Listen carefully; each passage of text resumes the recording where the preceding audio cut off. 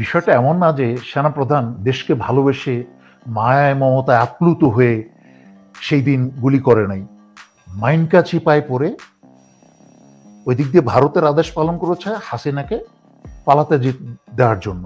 কারণ হাসিনা হচ্ছে রয়ের অ্যাসেট, এটাকে বুঝতে হবে বাংলাদেশের সাধারণ মানুষকে। হাসিনাকে কেন পালাতে দিল বা রয়ের এত আগ্রহ কেন? কারণ আজকে যদি এই 16 বছর বা তার চেয়ে আগে থেকে হাসিনাকে সেই মুজিব পরিবার হত্যা করার পর থেকে কিন্তু হাসিনা আর রেহানাকে ভারতে বসে এরা দুধ কলা খাইয়ে পুষেছে বাংলাদেশের বিরুদ্ধে।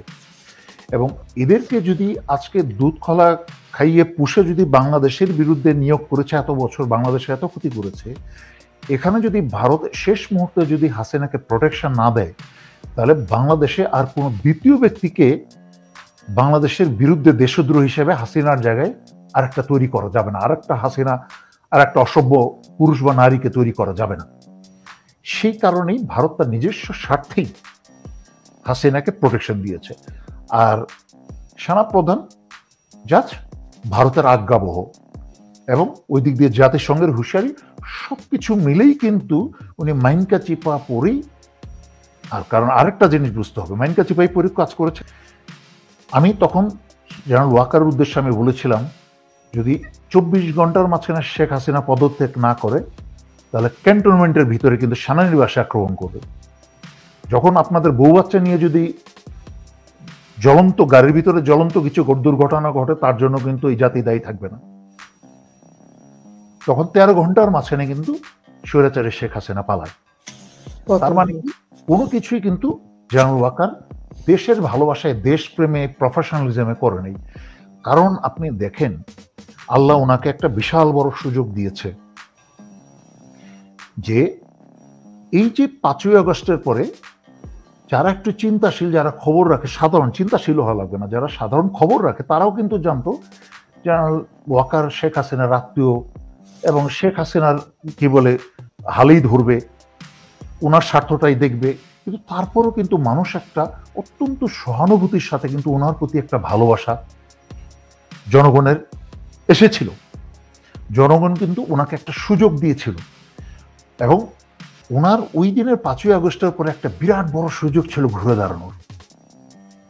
কিন্তু যে কারণে উনি নিজে অবহেলায়, হেলায় এবং মূর্খতায়, আমি দুঃখজনক হলেও সত্যি যেটা বলবো, যে চুল পাকলেই কিন্তু জ্ঞানী হয় না, বয়স বাড়লেই কিন্তু মানুষের জ্ঞান হয় না। বয়সের সাথে সাথে আনুপাতিক হারে জ্ঞানটাকে অর্জন করতে হয়।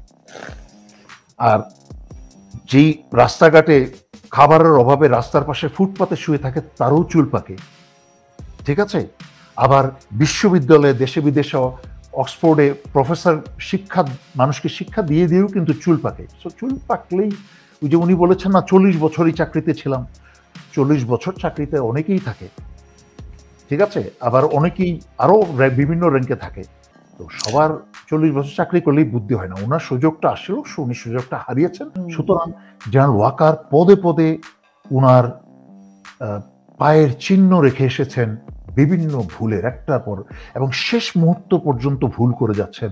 উনি চুপপুকে রেখে দিয়েছেন যেন ওনাকে সরানো যায়। এই যে একটা প্রশাসনিক এবং জটিলতার সৃষ্টি করে রেখেছেন, জটিলতার সৃষ্টির পাশাপাশি কিন্তু উনি আবার বিভিন্ন কিছুতে ওই বিএনপির মির্জা ফখরুলকে আবার গোপনে মিটিংয়ে ডাকেন। মিটিংয়ে ডেকে ওনার কাছ থেকে পরামর্শ নেন। যার নাই চরিত্র, যার নাই দেশপ্রেম, যাকে হাসিনার আমলে ডিজিএফআই থেকে তাকে মাসে টাকা দিয়ে আসতো, তার খয়রাতির টাকা দিয়ে আসতো, মির্জা ফখরুলের হাতে টাকা দিয়ে আসতো ডিজিএফআই। এইরকম সুবিধাপ্রাপ্ত ভারতের রয়ের লোক এবং ভারতের পোষ্যই ডিজিএফআইয়ের মাঝখানে পয়সা পেত বিএনপির লোকজন।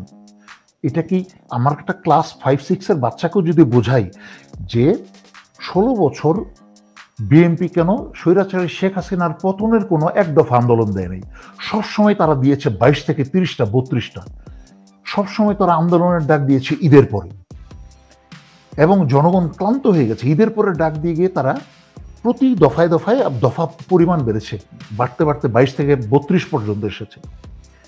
তারা দফার রচনা লিখেছে, কিন্তু এক দফা বলে না যে স্বৈরাচারী হাসিনার পতন চাই। 2 দিন হ্যান কারেঙ্গা ত্যান কারেঙ্গা ডাক দিয়ে তারা সারা বাংলাদেশ থেকে বিএনপির খেটে খাওয়া দেশপ্রেমিক অত্যাচারিত ছেলে মেয়েগুলোকে ঢাকায় ডেকে এনে সন্ধ্যার পরে তারা বলে কি সবাই বাসায় চলে যাও। সব নাটক করেছে 16টা বছর। আর এখন তারা বলে তারা নাকি আন্দোলন করবে, তারা নাকি প্রফেসর ইউনূসের বিরুদ্ধে আন্দোলন করবে। এইগুলাকে আমি তো অন্যান্য ইউটিউবার যারা আছে আরো যে নোংরা গালি দেয় এদের মতো খারাপ ব্যবহার, মুখ খারাপ করে কথা বলতে পারি না। বাট আমার মনে হয় যে রাইফেলের বাটটা নিয়ে এদের মাথার মাঝখানে রাইফেলের বাট দিয়ে বেড়ে দেওয়া উচিত।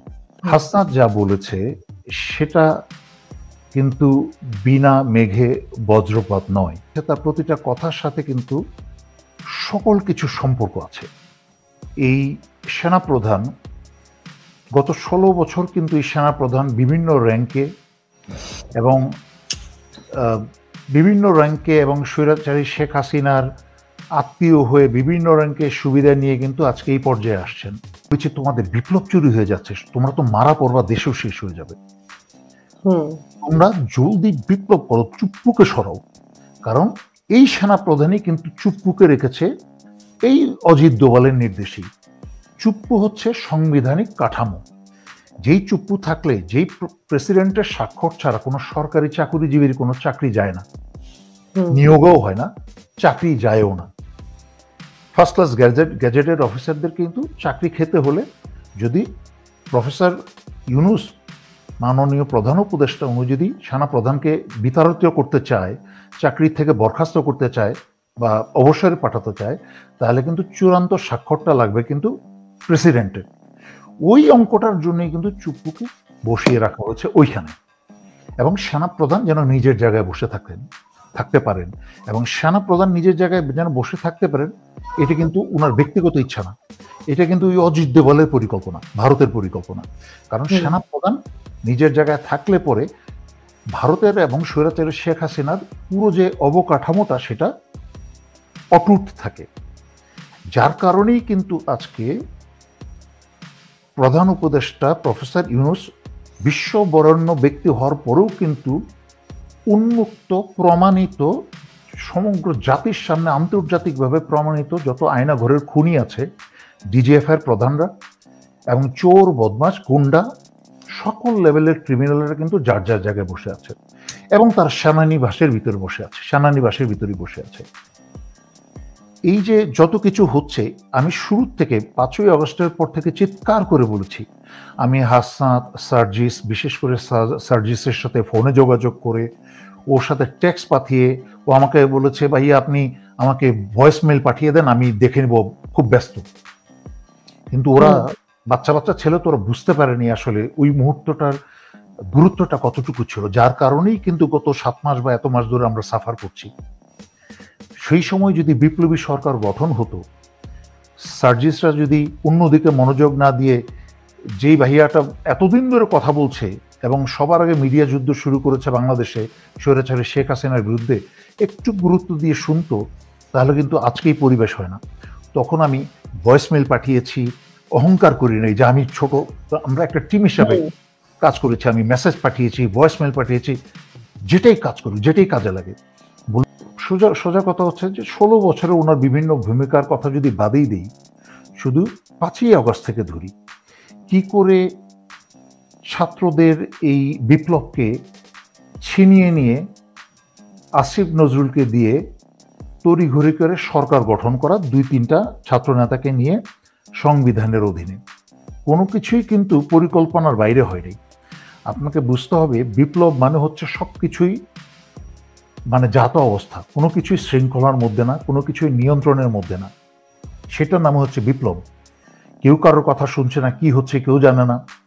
তার মাঝখানে অত্যন্ত পরিকল্পিতভাবে যখনই স্বৈরাচারী শেখ হাসিনা একদিকে অজিত দোভালের নির্দেশে সেনাপ্রধান স্বৈরাচারী শেখ হাসিনাকে সেফ এক্সিট দিচ্ছে বাংলাদেশ থেকে, এবং ঠিক তখনই আসিফ নজরুল এই চতুর চালাক শেয়ালটা সে আবার ছাত্র নেতাদেরকে তড়িঘড়ি করে সে পিক আপ করে কি বলে এই বঙ্গভবনের দিকে রওনা দিয়েছে। তো পরবর্তীতে সেনাপ্রধানকে এই যে এত কিছু হলো, বিপ্লবটাকে চুরি করে নিয়ে আসিফ নজরুল একটা সরকার গঠন করলো, সারা বাংলাদেশের জনগণের মাঝখানে একটা প্রশ্ন, যে এই যে উদ্ভট উদ্ভট এনজিওর একাডেমির যত কি বলে এটাকে উপদেষ্টা এনে বসানো হলো, কারা নিয়োগ দিচ্ছে? সবারই প্রশ্ন। বিশেষ করে যারা আমরা এত বছর ধরে স্বৈরাচারী শেখ হাসিনার বিরুদ্ধে মিডিয়া যুদ্ধ করছি, যেখানে মোটামুটি প্রায় খবরই রাখি, সেখানে আমরাও জানেন এই নিয়োগটা কে দিচ্ছে। আপনিও এর সাথে ইনভলভ ছিলেন, আপনারও একই প্রশ্ন ছিল। সো এবং বরাবরই কিন্তু সেনাপ্রধান ওনাকে প্রশ্ন করা যখন করা হয়েছে এই নিয়োগগুলা কারা দিচ্ছে, আমি নাম কারো বলবো না কে, বাট আমি জানি ওনাকে প্রশ্ন করা হয়েছে অনেকবার যে এই নিয়োগগুলো কে দিচ্ছে। উনি সরাসরি একবার দুইবার না বহুবার এটাকে প্রত্যাখ্যান করেছেন যে কারা নিয়োগ দিচ্ছে আমি জানি না, আমাকে জিজ্ঞেস করে কোনো নিয়োগ দেওয়া হচ্ছে না, যেটা সম্পূর্ণ ভিত্তিহীন। এই নিয়োগের গুরুত্বপূর্ণ পদগুলো কিন্তু সেনাপ্রধানের ইঙ্গিতেই হয়েছে, ওনার নির্দেশই হয়েছে। এবং এই যে একটা লিস্ট বেরিয়েছে যে সারা বাংলাদেশের বিভিন্ন জায়গায় আওয়ামী লীগের, শেখ রাসেলের, উমুকের সুমুকের সব জায়গায়, আপনি কি মনে করেন শেখ হাসিনা বলেছে কোনো সেনাপ্রধানকে বা কোনো জেনারেলকে জিওসিকে ডাক দিয়ে যে এই বিশ্ববিদ্যালয়ের নাম কিন্তু শেখ রাসেল কি বলে কলেজ রাখতে হবে, অমুক জায়গায় মূর্তি লাগাইতে হবে? এগুলো হচ্ছে অতি উৎসাহী চরিত্রহীন সেনাবাহিনীর কিছু অফিসার, যারা নিজের প্রমোশনের জন্য এবং আর্থিক সুবিধার জন্য নিজের বউ মেয়েকে বিক্রি করে দিতে পারে। এই চরিত্রহীন অফিসারদের কাজগুলো এগুলো কিন্তু শেখ হাসিনা বলেন না যে এই বিশ্ববিদ্যালয় কলেজের এই বিশ্ববিদ্যালয়ের মূর্তি বানাইতে হবে, এইখানে করতে হবে। এগুলো কিন্তু এই বদমাশগুলো কিন্তু এখনো চাকরিতে আছে। চরিত্র স্খলন হতে হতে 16 বছরে, এটা হচ্ছে 16 বছরই আগে এই চরিত্র ছিল, 16 বছরে চরিত্রটা এমন নষ্ট হয়েছে এই সেনাবাহিনী। মনে রাখতে হবে 16 বছরে শুধুমাত্র জেনারেল না, ব্রিগেডিয়ার জেনারেল, কর্নেল পর্যন্ত হাসিনার এবং ভারতের নিয়োগ করা প্রমোশন। হ্যাঁ, অনেকেই নিয়োগে প্রমোশন পেয়েছে, তার মানে এই না যে সবাই খারাপ, এটা বুঝতে হবে। আবার ঢালাওভাবে সবাইকে খারাপ বলা যাবে না, এটা অন্যায় হবে। যেমন অনেকেই মূর্খের মতো বলে বসে সেনাবাহিনী খারাপ। একটা সেনাবাহিনী কখনো খারাপ হতে পারে না, একটা দেশ কখনো খারাপ হতে পারে না, সেই দেশের মানুষ খারাপ হয়। একটা সেনাবাহিনী কখনো খারাপ হতে পারে না, সেই সেনাবাহিনীর কিছু সদস্য চরিত্রহীন হয়, যাই সেই সব কলঙ্কিত সদস্যদের কারণে সেনাবাহিনীর বদনাম হয়। বাংলাদেশের ইতিহাসে কোনোদিন কোনো সেনাপ্রধান এত আনপ্রফেশনালি, এত অসভ্যভাবে কোনোদিন বক্তব্য দেয়নি। আঙুল তুলে, মুজিবপুরের মতো আঙুল তুলে তুলে বক্তব্য দেয় নাই, হুমকি ধামকি দিয়ে কথা বলে নাই। প্রফেসর মোহাম্মদ ইউনূসকে মাননীয় প্রধান উপদেষ্টা পর্যন্ত বলে নাই। এইটুকু সভ্যতা ভব্যতা যার মাঝখানে নাই। এবং যেভাবে কথা বলেছে, আবার কথায় কথায় এরকম করেন ঠোঁট বাঁকিয়ে কথা বলেন যেন উনি একটু বিজ্ঞ কোনো রাজনীতিবিদ হয়ে গেছেন কিছু একটা। এগুলো সেনাপ্রধানের ব্যবহার না।